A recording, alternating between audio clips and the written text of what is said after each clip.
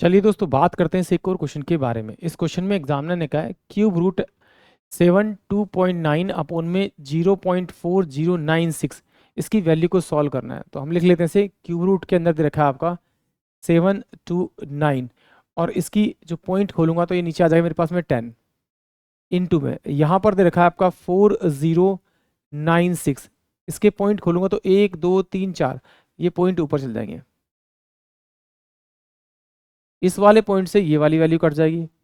तो यहाँ पर देखिए क्यूब रूट है 3 का पेयर, यानी 1 0 2 0 3 0, यानी कि 10 तो मेरे पास में ऑलरेडी बाहर आ जाएगा।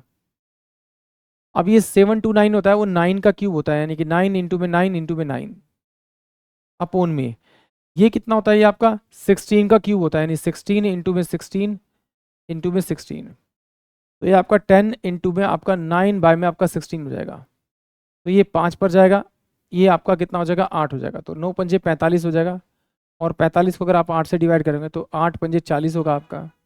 तो यहाँ बचेगा 5, पॉइंट लगाएंगे, जीरो उतारेंगे तो ये 8 6 48 हो जाएगा आपका।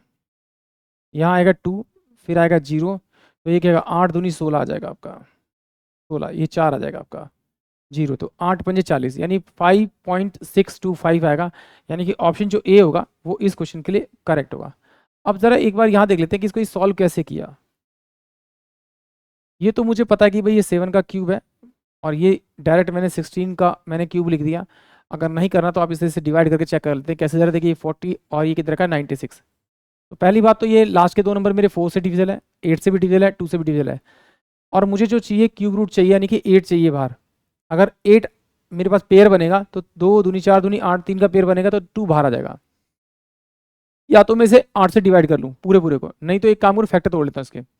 तो मैं इसे डिवाइड करता हूँ किसे, आपका 4 से।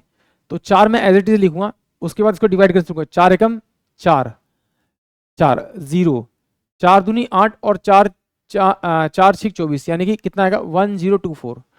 फिर इस 4 को मैंने एज इट इज लिखा, फिर 4 से इसको डिवाइड किया तो 4 दूनी 8 हो जाएगा आपका, 4 पंजे 20 होगा, 4 6 24 हो जाएगा, यानी कि 4 इंटू में 4। एक तो मेरे पास ये वैल्यू आ गई, 16 इंटू में 16 ये 256 होगा। तो 16 इंटू में 16 और इंटू में 16 ये मेरे पास हो जाएगा आपका 4096। और मुझे 3 का पेयर निकालना था इसलिए मैंने 16 बाहर निकाला, यानी कि ऑप्शन जो ए है वो इस क्वेश्चन के लिए करेक्ट है। आई होप आप सभी को क्वेश्चन समझ में आया होगा।